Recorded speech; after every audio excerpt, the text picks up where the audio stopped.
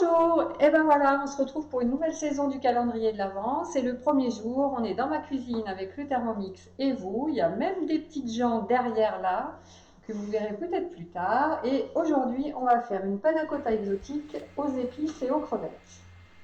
On est parti.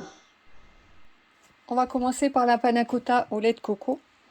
Donc on va mettre à ramollir 3 feuilles de gélatine dans un récipient d'eau froide. Ensuite, on va ajouter dans le bol le lait, la coriandre en poudre, le curry, le sel et on va chauffer 10 secondes, non, pas du tout. On va chauffer 5 minutes à 80 degrés, vitesse 1. Au bout des 5 minutes,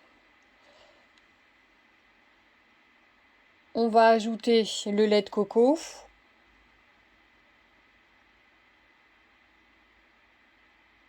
et la gélatine égouttée. Et on va mélanger 10 secondes, vitesse 5.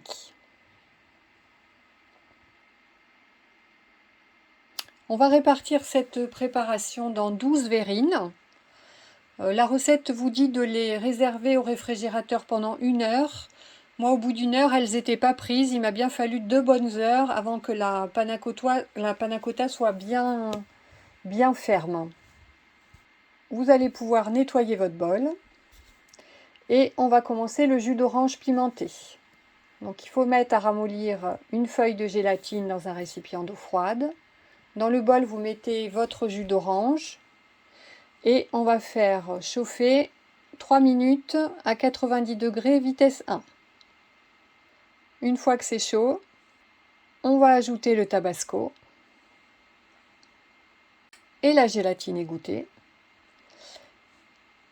Et on va mélanger 10 secondes, vitesse 5.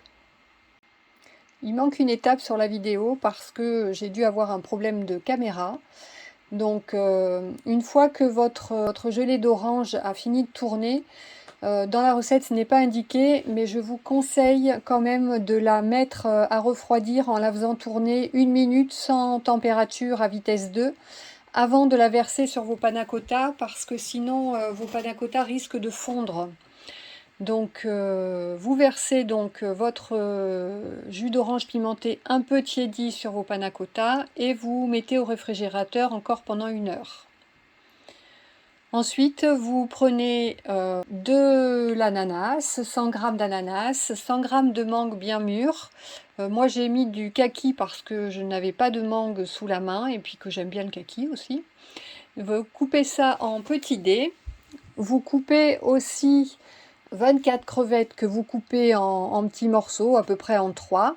Et vous viendrez poser vos petits dés de fruits et vos crevettes sur votre panna cotta et vous servez bien frais.